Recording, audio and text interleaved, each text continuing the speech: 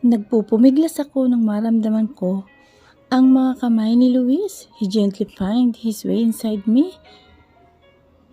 Hindi to pwede. Kailangan kong pigilan ang sarili ko. Pati na rin si Luis. Masyado pa akong bata para mangyari ito. Kinagat ko ang kamay niya na nakatakip sa bibig ko, dahilan para sampalin ako nito nang naubod ng lakas. I was shocked on what he did, pero hindi ko na naramdaman yon nang muli ako nitong sampalin. Bitch! Walang humpay ako nitong sinampal hanggang sa malasahan ko na lamang ang dugo sa mga labi ko. I wanted to scream in pain pero hindi ko magawa. Hindi na rin ako makahinga sa sama ng loob at sa sakit na nararamdaman ko. Not physically but more on emotional. This is not him. This is not Luis. Unti-unti na akong hindi nakahinga at nalalabo na ang paningin ko. I can't clearly hear him. Bumigat na rin ang talukap ng mga mata ko at namanhid na rin ang buong mukha ko. Am I dying? Is this the end of my life? If it is my last breath, please take care of him. And everything went black. Maras kong pinahid ang luha ko na kusang pumatak nang maalala ko ang mga nangyari noon. I was thankful dahil buhay pa rin ako ngayon. Hindi ko na alam kung ano ang sunod na nangyari ng mga oras na yun. Basta nagising na lang ako sa isang puting silid noon at may nakakabit na oxygen. Ang tanga ko dahil sa kabila ng lahat ng ginawa niya na yun ay nagawa ko pa rin manatili sa tabi niya. Pero ni minsan ay hindi ko pinagsisisihan ang pagbalik kay Luis. Hindi ko alam kung bakit pero naging malaking bahagi na siya ng buhay ko at kung wala siya ay wala rin ako. Kung dating man ang oras na kailangan kong ibigay ang buhay ko o ang sarili ko para lang magbago siya ay gagawin ko. Gagawin ko ang lahat para sa kanya. Catherine, point of view. Good thing at nandito ka. Luis, nagulat talaga ako nang pagbukas ko ng pinto ay si Luis ang nakita ko at hindi si Ryan. Anong ginagawa mo rito? Hindi ko naman kasi alam na pupunta siya rito at bakit ngayon pa na kailangan ko nang pumasok. May urgent meeting si Ryan kaya hindi siya makakapunta. Magre-review naman si Troy para sa bar exam niya next week kaya ako na lang ang nag-insist na pumunta rito. Sabay kibit balikan nito at diretsong pumasok sa loob ng bahay. Dahil nga may exam kami ay kailangan kong pumasok. Si Suri naman ay may klase kaya tinawagan ko si Ryan na bantayan muna si nanay sandali. Pero si Luis ang dumating. Kaya hindi niya kayang bantayan si nanay. Sarili niya lang kasi hindi niya magawang alagaan. Ibang tao pa kaya? Baka imbis na gumaling si nanay ay matuluyan ito sa klase ng pagbabantay ni Luis. Sigurado ka ba? Ikaw ang magbabantay sa kanya? Nag-aalanganin ko pa siyang tinanong paulit-ulit. Gusto ko lang kasi makasiguro na hindi mapapahamak si nanay sa kamay niya. Wala ka bang tiwala sa akin? Seryosong sabi nito sa akin? Umiling na lang ako kay Luis at binilin ang oras ng gamot ni nanay. Pati na rin ang mga dapat nitong gawin. Pag nadumi siya, huwag mo na siyang hugasan. Punasan mo na lang at palitan mo ng pampers. Tumango-tango lang sa akin si Luis. May sakit ata ang isang to. Masyado siyang mabait ngayon at walang reklamo. Is that all? Tumango naman ako rito. Weird talaga si Luis. Umaatake na naman yung pagiging mabait at weirdo nito. Pagkatapos kong mabilinan o maihabilin ang lahat sa kanya ay kinuha ko na ang gamit ko at nagmamadali lang umalis. Napahinto naman ako nang may makalimutan akong ibilin dito. Do you forget something? Tiningnan ko siya na mabuti habang pinupunasan si nanay. Tipid akong umiti rito bago nagsalita. Nagluto ako dyan. Pag nagutom ka, kumain ka na lang. Hindi ko na siya hinintay na sumagot at nagmamadali na talaga akong pumasok sa school. Bakit kaya ganito ang pakiramdam ko? Feeling ko, aatakayin ako sa puso sa tuwing nakikita ko si Luis. Normal lang din ba na masyado akong nag-aalala sa kanya? Buwesit naman Si nanay dapat ang iniisip ko. Kung okay lang siya sa kamay ni Luis, baka mamaya ay naliligo na yun sa sarili niyang dumi. Mabilis ko lang natapos yung exam ko, kaya agad naman akong nakabalik ng bahay. Nasa bintana pa lang ako nang matanaw ko si Luis na nililinisan niya ang puwet ni nanay dahil rin sa dumi na ito. Nilislis pa nga niya ang manggas ng kanyang polo at nakangiwing pinupunasan si nanay. Hindi ko mapigilang matawa habang mabuti siyang pinagmamasdan. Ang cute. Ang cute-cute niya talaga. Hindi ko akakalain na magagawa niyang maglinis ng dumi ng tao. Ubod pa naman sa katamaran at kaartihan tong si Luis. Pak, nagmamadali naman ako pumasok nang matabig niya ang palanggana. Mabilis ko itong tinulungan na ayusin ang kalat at linisin si nanay. Pinagmasdan lang naman ni Luis yung mga ginagawa ko hanggang sa mapatulog ko na si nanay. Lumabas naman ako ng bahay para humitit ng isang sigarilyo. Medyo toxic kasi ang amoy ng dumi ni nanay kaya nakakapanglaway. What the? Bakit mo tinapon? Inis kong singhal kay Luis. Paano ba naman ay hinablot nitong sigarilyo sa bibig ko at inapak-apakan? Nakakadalawang hit-hit pa lang ako noon. Lintik, sayang din yun. Masama sa katawan ang sigarilyo. Inirapan ko ito. Sa sinabi niya, kailan pa siya magkakaroon ng ganong pag-iisip? Mas malala nga siya sa akin dahil ecstasy at cocaine ang tinitira niya. Sabihin mo yan sa akin pag hindi ka na gumamit ng drugs. Kinuha ko ang isang kaha sa bulsa nito. Mabilis niya naman itong inagaw na ikinagulat ko. Parang papel niya yun na nilukot at tinapon sa malayo. Walang hiya, 50 rin isang kaha nun. Wala sa loob akong napakamot sa bata ko at gigil na tiningnan si Luis. Anong trip ng hayop na to? Lumabas na nga ako nang hindi niya maamoy yung usok tapos sumunod lang siya para itapon yung sigarilyo ko. Lintek, imbes na sigarilyo ang binibili mo, bakit hindi mo na lang yung ipunin para makakuha ka ng mga babantay sa nanay mo? Matalim ko siyang tinitigan at nakipagsukatan ng tingin. Saka, alam niya ba kung magkano ang bayad sa mga private nurse at kung gaano karami ang bayarin at utang namin para sumbatan ako sa isa pang state?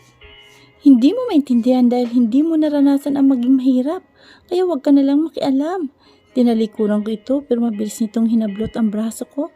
Ano ba kasi ang pakialam niya kung mamatay ako sa paninigarilyo? Kung maging kuba ako, kakayod para lang sa pamilya ko? Wala naman diba? Kaya mas mabuti na tumahimik na lang siya. Then, tell me, sabihin mo sa akin kung paano ako makakatulong. I feel the sincerity in his voice, his warm sympathy. Marahan kong inalis ang kamay nito sa braso ko at kalmado siyang tiningnan. Hindi na kailangan, hindi ko na gustong humingi ng tulong kahit na kanino, lalo sa kanya. Aaminin ko, makapal ang mukha ko pero marunong din akong mahiya. Sobra-sobra ng utang na loob ko sa mga tao na walang sawang tumutulong sa akin. Isa na roon si Luis. Ayoko nang dagdagan pa ang pasasalamat ko sa lahat ng ginawa niya para sa akin, para sa amin. Kung hindi rin kasi dahil sa kanya ay hindi naman ako makapag-aral ng kolehiyo. Ayoko maging pabigat sa kanila. May mga paapa ako at malakas pa para makapagtrabaho. Hindi ako inutil. Kat, mag-uti ka ba? Tanong sa akin ni Lara, co-worker ko sa isang fast food. Kailangan nakangiti kong sagot rito. Nagpaalam na siya at umalis. Oo, may trabaho naman ako pero hindi talaga sapat ang kinikita ko para sa pangangailangan namin. Kunting tiis na lang, Kat, magiging registered nurse ka na rin at magkakatrabaho ng permanente. Buong araw kaming hindi nagpapansinan ni Luis dahil sa nangyari kanina sa bahay. Hindi ko naman intensyon na sigawan siya pero nadala ako ng sobrang pagod at stress. Dalhan ko kaya siya ng pagkain sa unit niya. Peace offering man lang, baka kasi nagtampo na yun sa akin. Pagka-off ko sa trabaho ay duman ako sa isang bake shop. Ibibili ko na lang siya ng paborito niyang Sans Rival. Pero 2 slice lang, pang mayaman kasi ang presyo nun. Inabot na sa akin ng babae yung order ko nang mapatingin ako sa salamin nito. Halos lumuwang mata ko at tumalo ng puso ko nang makita ko si Ayen. Si Ayen, buhay? Pero paano? Inilibing namin mismo ang bangkay niya. Humarap ako sa likod ko para tingnan kung totoo nga ang nakita ko. Pero wala na ito.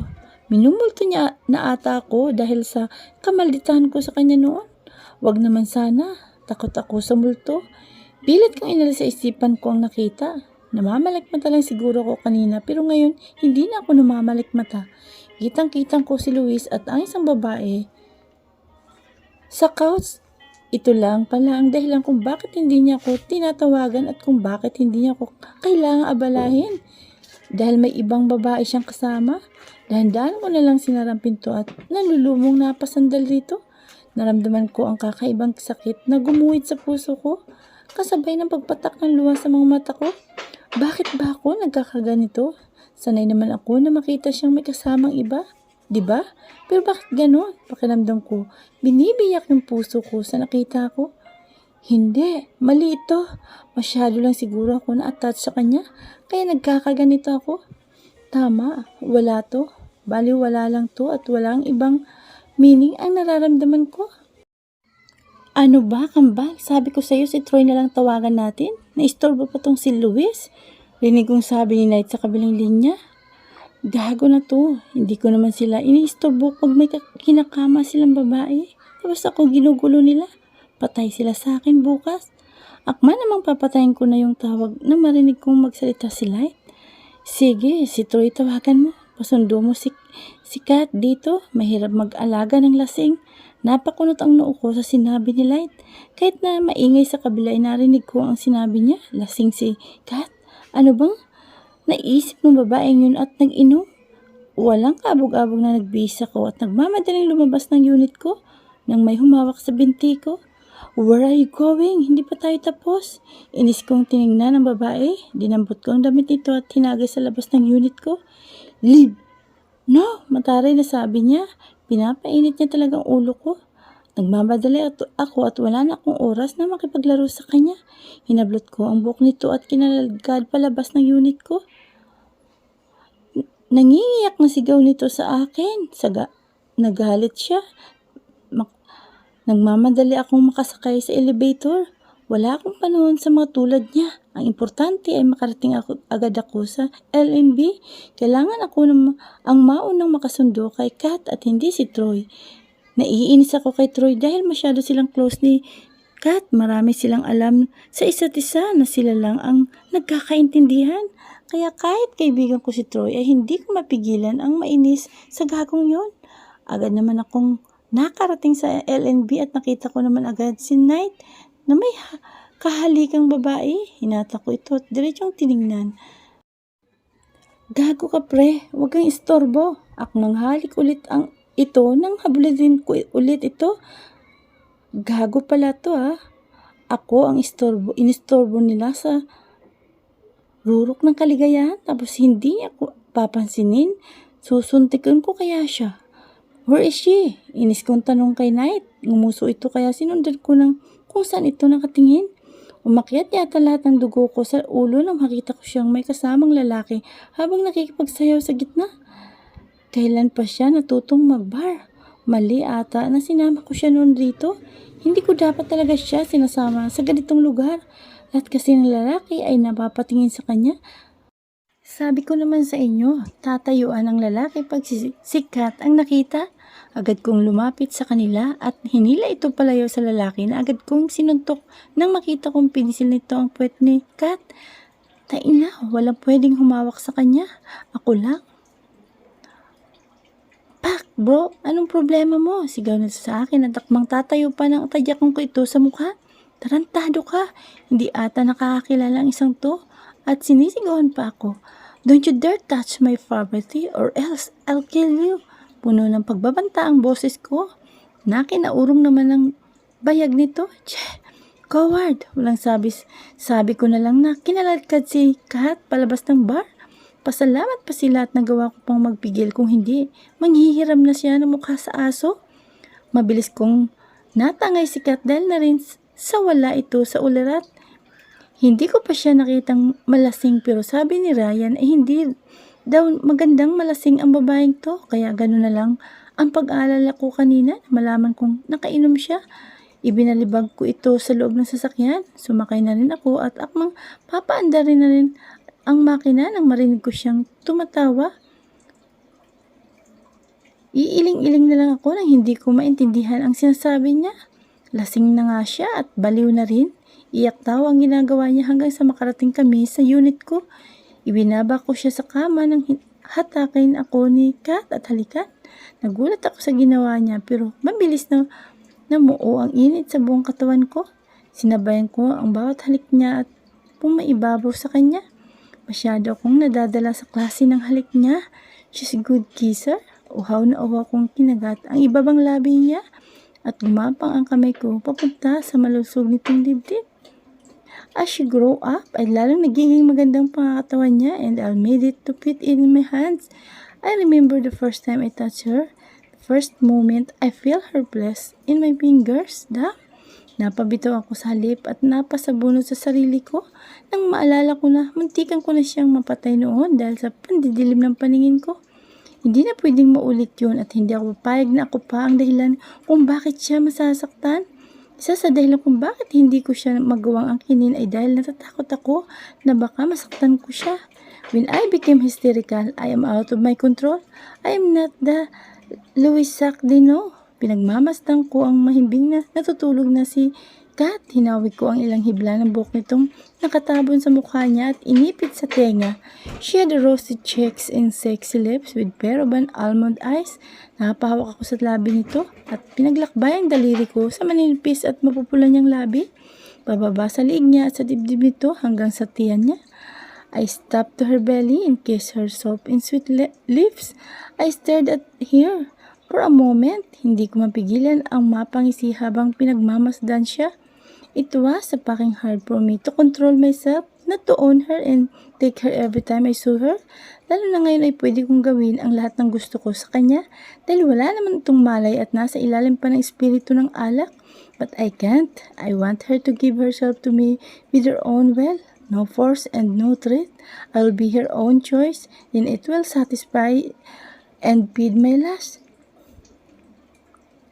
Cat point of view. Umiikot ang paningin kong nakatitig sa kisame. Masakit din ang ulo ko at para akong nasusuka at nahihilo. Hindi talaga ako dapat uminom kagabi. Mababa kasi ang tolerance ko sa alak, kaya ang bilis ng side effect sa akin. But what make it worse ay yung nangyari kagabi. Is it one of my dream? Na hinalikan ko si Luis o totoo na hinalikan ko siya? Napahawak ako sa labi ko at iniisip kung totoo ba na nahalikan ko kagabi ang malampot niyang mga labi. Hindi naman ako na niniwala sa mga sinasabi ng iba na wala silang naalala pag nalasing. Dahil ang totoo ay nawawala lang sila ng control sa sarili. I remember the first time I drank. Broken hearted ako kay Ryan.